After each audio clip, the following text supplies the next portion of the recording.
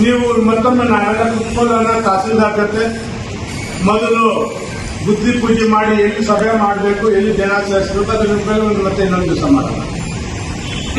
ನಮ್ಮ ಇದು ನಾನಂತೂ ಈಗ ಎಲ್ಲರೂ ಇದ್ದಾರೆ, ಎಲ್ಲರೂ ಮಾಧ್ಯಮಿಕರು ಇದ್ದಾರೆ.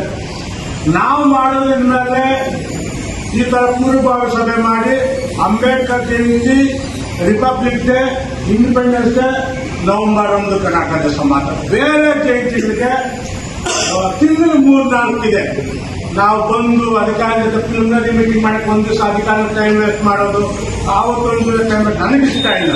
ನಾನು ಬೇರೆ ಜಯಂತಿಗಳು ಅಧಿಕಾರಿ ಜವಾಬ್ದಾರಿ ಕೊಟ್ಟಿದ್ದೀನಿ. ಜಯಂತಿ ದಿವಸ ಬರುತ್ತೆ. ಇದಕ್ಕೆ ಮಾತ್ರ ಈ 4 ಹಬ್ಬಗಳಿಗೆ, ರಾಷ್ಟ್ರೀಯ ಹಬ್ಬಗಳಿಗೆ ನಾನೇ ಖುದ್ದಾಗಿ ಪೂರ್ವಭಾವಿ ಸಭೆಯನ್ನು ಮಾಡ್ತೀನಿ. ಇದಕ್ಕೆ ಬೇಕಾದ ವ್ಯವಸ್ಥೆಗಳು ಮಾಡ್ಕೊಳ್ಳಕ್ಕೆ ನಾನು ರೆಡಿ ಇದ್ದೀನಿ ಇದರಲ್ಲಿ. ಯಾಕಂದ್ರೆ ಈಗ ಯಾರೋ ಮಾತನಾಡ್ತಾ ಇದ್ದೀನಿ, ಜಯಂತಿ ಹೆಂಗಿದೆ, ತಿಂಗಳು 3-4 ತಿಂಗಳು. ನಾನೀಗ ಎಲ್ಲ ಅಧಿಕಾರಿಗಳು ಹೇಳ್ತಾರೆ, ಪಾಪ ಒಂದ್ ದಿವಸ ಪೂರ್ವಭಾವಿ ಬೇಕು, ಒಂದ್ ದಿವಸ ಅವತ್ತು ಜನರ ಕೆಲಸಗಳು ಆಗಲ್ಲ. ಅದರಿಂದ ನಾನು ಕ್ಲಾರಿಟಿ ಇದ್ದೀನಿ. 4 ಜಯಂತಿಗಳು ಮಾತ್ರ ರಾಷ್ಟ್ರೀಯ ಹಬ್ಬಗಳು, 3 ನಮ್ಮ ಸಂವಿಧಾನ ರಚಿಸಿದಂತ ಅಂಬೇಡ್ಕರ್ ಜಯಂತಿ 1. ಈ 4 ಹಬ್ಬಗಳು ವರ್ಷ ಸ್ವಲ್ಪ ಚೆನ್ನಾಗಿ ಮಾಡೋದು. ಮಿಕ್ಕಿದ್ದು ನಮ್ಮ ತಾಲೂಕು ಇದೇ ಭವನದಲ್ಲಿ ಸಿಂಪಲ್ ಆಗಿ ಮಾಡಕ್ಕೆ ನಾವೆಲ್ಲ ವ್ಯವಸ್ಥೆ ಮಾಡ್ಕೊಂಡಿದ್ದೀವಿ. ದಯವಿಟ್ಟು ತಾವೆಲ್ಲರೂ ಅಷ್ಟೇ ಅವತ್ತು ಜೊತೆ ಮಾಡಿ ಚೆನ್ನಾಗಿರುತ್ತೆ ಅಂತ ನನ್ನ ಅನಿಸಿಕೆ.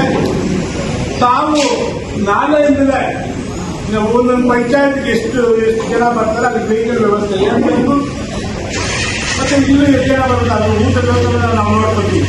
ಪಾಪ ನಿಮ್ಮ ಮೇಲೆ ಅದು ಯಾವುದು ಆಗ್ತಲ್ಲ.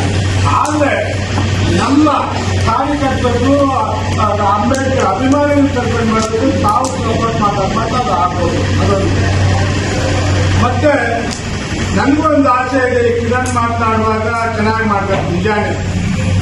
ಬರೀ ಸರ್ಕಾರ ಸದ್ಯಕ್ಕೆ 2 ಕೋಟಿ ರೂಪಾಯಿ ಕೊಟ್ಟಿದೆ. ನನ್ನ ಇಚ್ಛೆನೂ ಅಷ್ಟೇ, ಹೆಚ್ಚು ಕಮ್ಮಿ 10 ಕೋಟಿ ರೂಪಾಯಿ ಮಾಡಬೇಕು.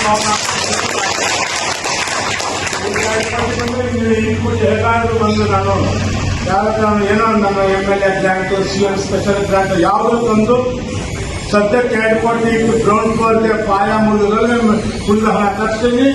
ಅದರಲ್ಲಿ ಒಂದು 7 ಕೋಟಿ ರೂಪಾಯಿ ಬಿಲ್ಡಿಂಗ್ ಆಗ್ಬೋದು, ಒಂದು 3 ಕೋಟಿ ರೂಪಾಯಿ ಅದಕ್ಕೆ ಫರ್ನಿಚರ್ ಅದು ಆಗ್ಬೋದು. ಇದು ಮ್ಯಾಕ್ಸಿಮಮ್ ನನ್ನ ಎಸ್ಟಿಮೇಟ್ 8 ಕೋಟಿಯಿಂದ 10 ಕೋಟಿ ಇದೆ. ನಾನೇನು 2 ಕೋಟಿಯನ್ನು ಮುಗಿಸಕ್ಕೆ ನಾನಂತೂ ರೆಡಿ ಇಲ್ಲ, ನಾನು ಮಾಡ್ತೀನಿ. ನಿಮ್ಮ ಸಹಕಾರದಲ್ಲಿ ಖಂಡಿತವಾಗ್ಲೂ 8ರಿಂದ 10 ಕೋಟಿಯಲ್ಲಿ ಈ ಭವನ ಮಾಡ್ಕೊಡ್ತೀನಿ, ನನ್ನ ಮಾತಿಲ್ಲ.